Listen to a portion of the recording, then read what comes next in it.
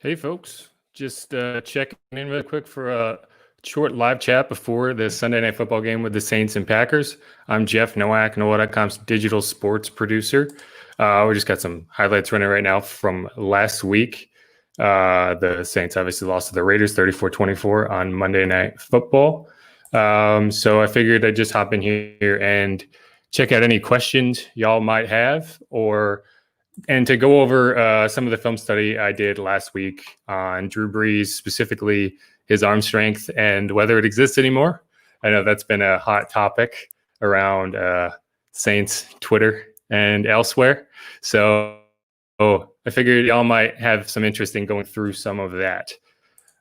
So I'm going to drop a link into the comments for that film study. So if y'all want to follow along there, you can. Just need to get this pulled up really quick.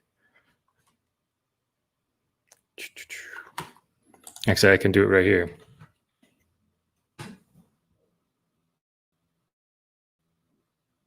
Yes.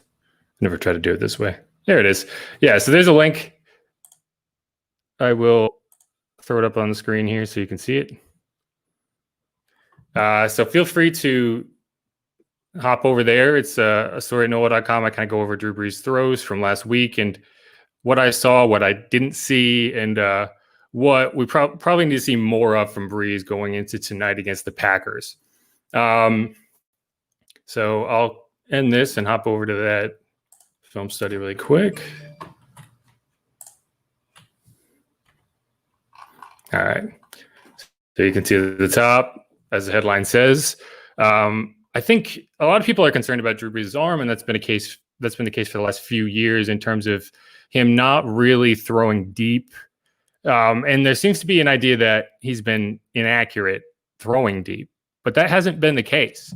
One of the things that I looked up was, out of all the passes he's thrown deep down the field, which I measure as 20 yards down the field, and that's 20 yards down the field in the air. So if someone catches it at 10-yard mark and runs 20 yards, that's not qualified here. This is 20-yard passes where the ball is traveling 20 yards in the air. And as you can see, going back to 2012, his completion percentage on those throws has actually gotten better the last 4 years. It bottomed out in 2015 at 31.6%.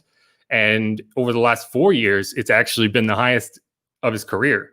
2016, 51%, 2017, 50%, and so on. Now, he's throwing these passes a lower percentage of the time, but a lot of that is due to the fact that the Saints have been throwing less over the last 4 years because they've won so many football games. Teams tend to throw more when they're ahead. The Saints have won, dating back to 2017, they've won 38 of, geez, I shouldn't have put this math in my head. They've won 38 of their regular season games, which is the most in the NFL over that time. So whether his arm has gone down in strength, that's really not a factor to the winning this team has put out. So the question is not, can he throw deep? Or does he have that arm strength?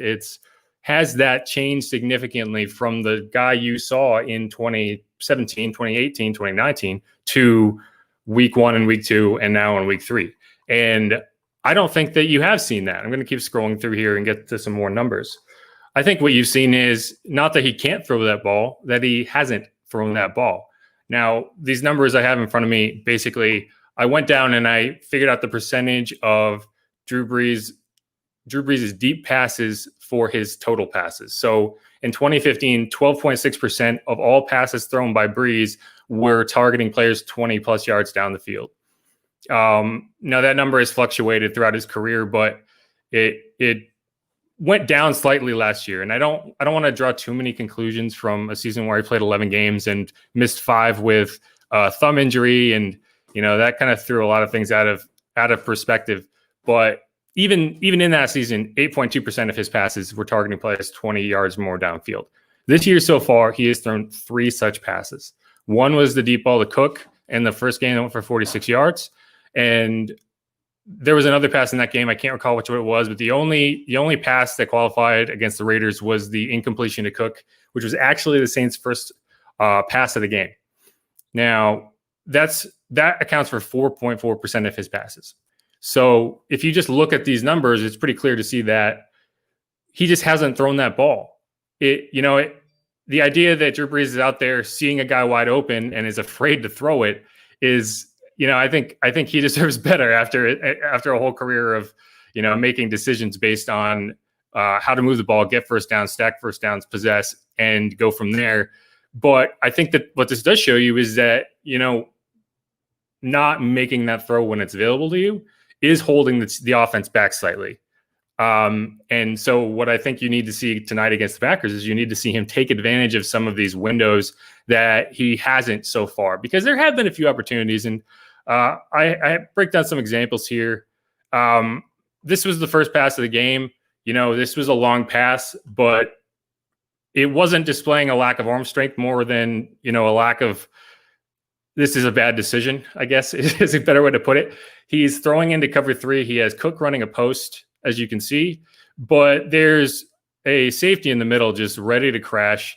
There's a sinking linebacker just watching him. It might be a defensive back now that I look closer.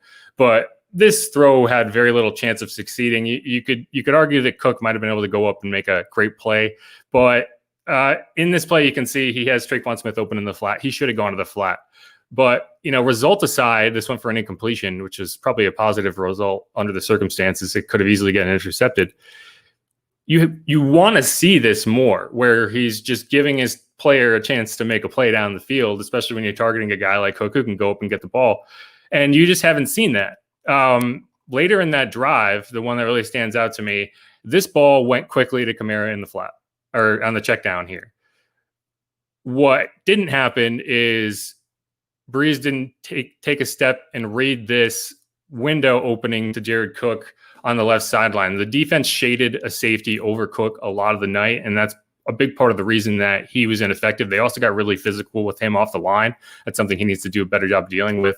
But here they're sitting in cover 2. This safety is ready to drive on this, but because they're in the red zone, he can't get deep enough to get to an angle that he'd be able to intercept this pass. This is a safe throw. It's an aggressive throw, but it's one that Brees can and needs to be able to make, because they settle for a field goal in this drive.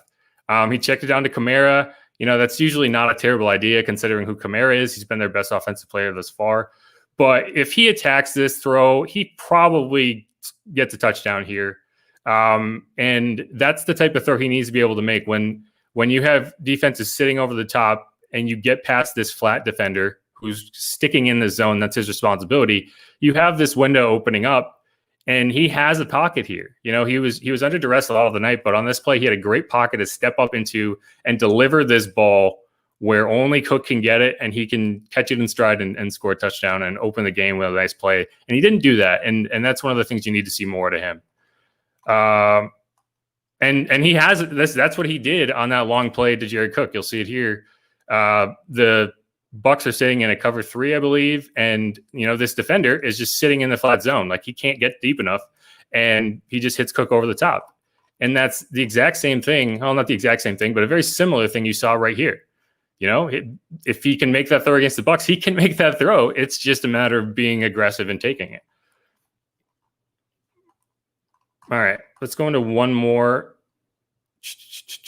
And so this is what happened later in the drive. That you could argue that throw makes sense if you have Michael Thomas. But without that premier third down conversion threat, you end up in a situation where you're asking Tre'Quan Smith to make a really tough contested catch over the middle of the field, and he's unable to do it. You settle for a field goal, and that kind of set the tone for the rest of the night. And I actually don't think Drew Brees made a bad throw here. He showed a lot of arm strength. He extends this play if it ever starts playing.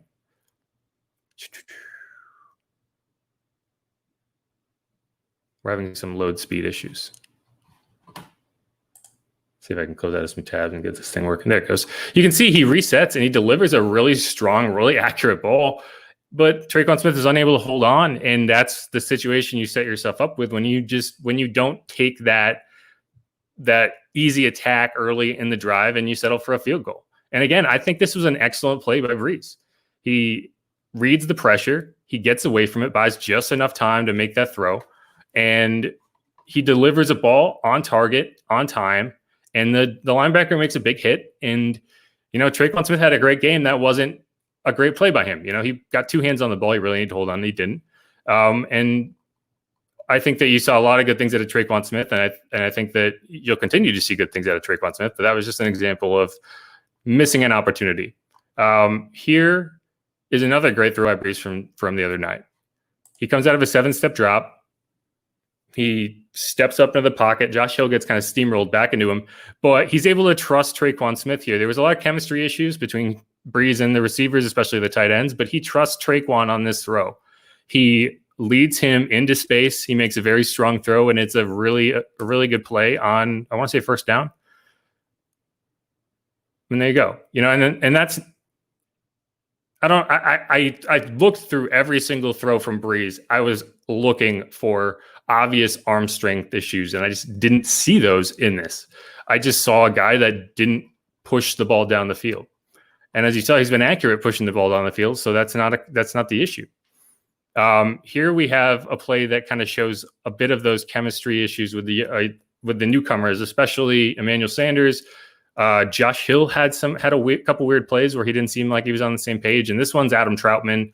I hate throwing him under the bus. He's a rookie in his second career game, but I think this is just a good example of something that is very subtle that he did not do, and you kind of understand that from a young player. As you can see, he comes across the middle here. He's running a route designed to box out this defender. He wants to get in front of him and give Brees a window to just drive it into his chest for a score.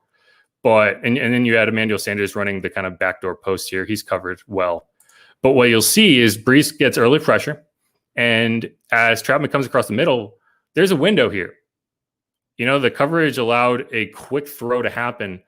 And obviously this wasn't the design of the play, but as you get chemistry with receivers, what that really means is you are able to anticipate what's happening. You're able to anticipate what the quarterback's going to do. You're able to anticipate what the receiver's going to do. And here, that's not what happened. Troutman is running his route. I think when you're a young player, you really just don't want to screw up.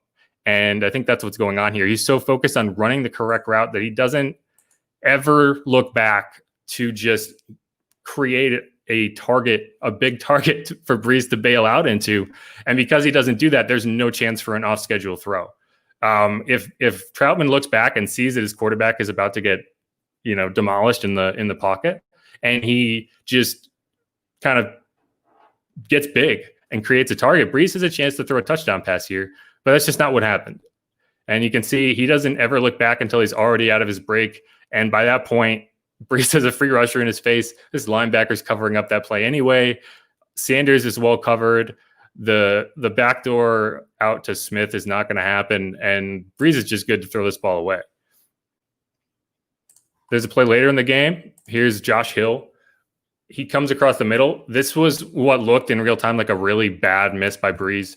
And if you kind of look a bit closer, you can see Josh Hill's coming across on his route, and he just kind of inexplicably slows up. I don't know if he didn't think the ball was coming. I don't know if he was still feeling that ankle injury from earlier in the game. But what happened here is Brees is trying to throw the ball to where he thinks Josh Hill's going to be. And I'm having another issue with the load here. And by the time he releases it, Hill wasn't there. So as we let that load.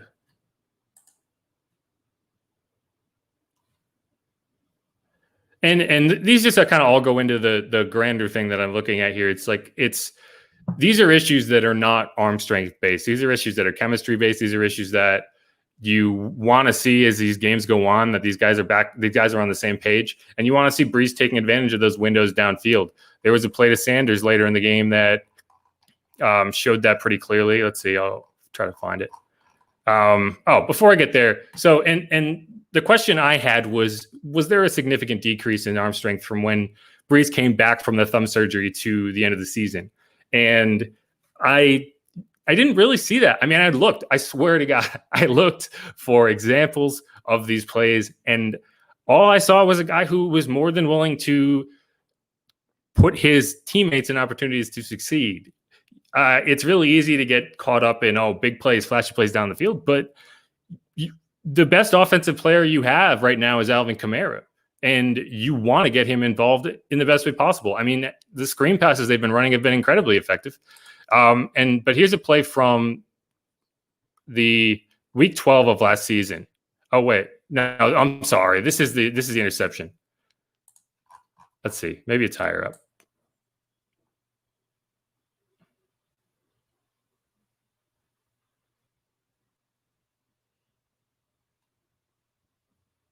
Here it is. This is week 12 where they're placing the Panthers. Brees comes out of the pocket and makes a throw 36 yards on the run to the boundary with perfect timing with Ted Ginn. You don't make that throw. If you can make that throw, if you can make a 36-yard pass on the run on a dime, it's not an arm strength issue. It's that simple. It's a decision-making thing. And you just need to see that improve. Let's see. Let's go to that Emmanuel Sanders example. And I swear I'll wrap this up soon. But here are two plays to Emmanuel Sanders that you didn't see him take advantage of. And he said this week that they drew up a few plays to take advantage of Sanders down the field, and they just weren't able to do it for one reason or another. But this is the example of Sanders that really stands out. You have Sanders running a post here, and you have Tre'Quan Smith coming over the middle. Brees makes a really nice throw to Tre'Quan Smith. So that's the thing to keep in mind. It's like you can't criticize too much when he makes a really strong throw over the middle for a first down. But okay. But as you can see, the safety opens up to Smith's side. So this post, well, that's the wrong play. These videos are really letting me down.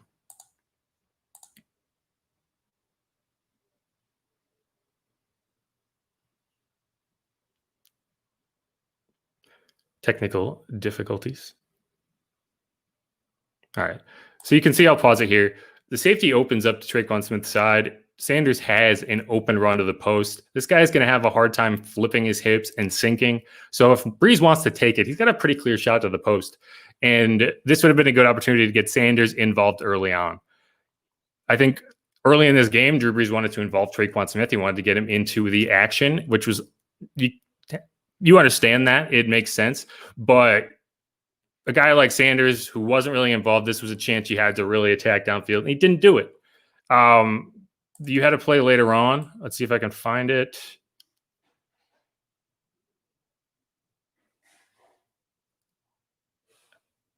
Here it is. You had a play later on. You had, I want to say this is Tre'Quan Smith, yeah, kind of taking this late post, and you have Emmanuel Sanders coming up behind him on the fade. This is kind of designed to put this guy in no man's land and to force this defender, the deep outside corner, to sync with Tre'Quan's route. He has to come over on this route. Otherwise, Brees has an easy pass on the quick post. And what it does is it allows just a completely open release for Emmanuel Sanders. And you can see what happens here. This flat defender has to stay in the zone. That's his job. And this coverage, I want to say it's cover. It's either cover 3 or cover 4. It's tough to see from this angle. And that's what he does. And he sits in this zone. Are we playing? Let's see. It should start. This is from a film study I did on our YouTube channel. You can check that out if you'd like. There's the name. New Orleans Saints at NOLA.com. So it's paused because I was talking. But as you can see, no one's going to be able to cover this route. And that's the throw that you really need to see Drew Brees make. When teams are going to sit back in cover 4, they're going to leave this throw to the boundary exposed. Typically, when you're playing a zone, you're trying to force inside releases. So this route is designed to not allow them to kind of jam Emmanuel Sanders inside. And once you get outside, there's really nothing that can be done to stop it. Drew Brees decides to hit Deontay Harris on the crossing route here. He throws it behind him, and it's an incompletion. And I also don't hate trying to get Deontay Harris out in space, but it's because he missed that throw, and he just decided not to attack this throw down the boundary. It's just a really bad miss. And that's what Drew Brees needs to clean up.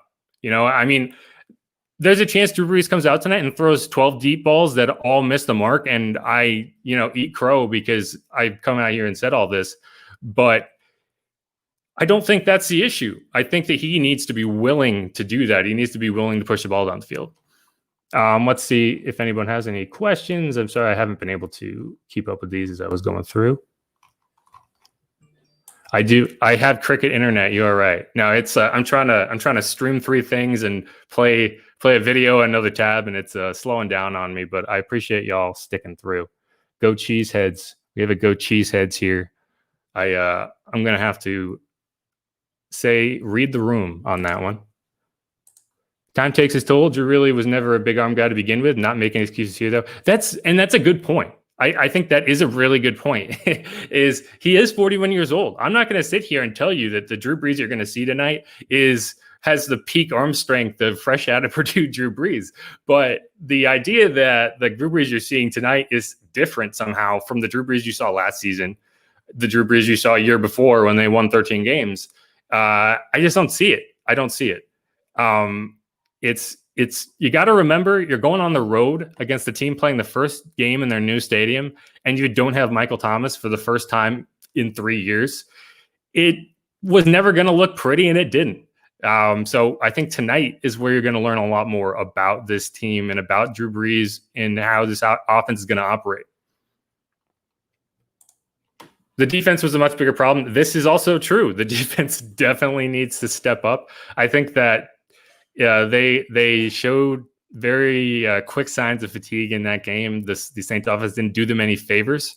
I think if you watched the LSU game yesterday, I think you saw a very similar thing in that when the offense isn't able to possess the ball, the defense, these are human beings. They get tired just like everybody else. And if you have them going out there for 90 snaps and Las Vegas is able to just control time of possession like they were, you're going to have a hard time stopping them at the end of the game, and I think Las Vegas had a great game plan. I think they targeted Darren Waller 16 times and the Saints really had no answer for him.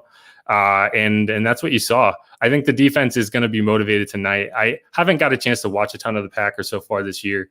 But I know Aaron Jones is going to try to run them ragged out of the backfield.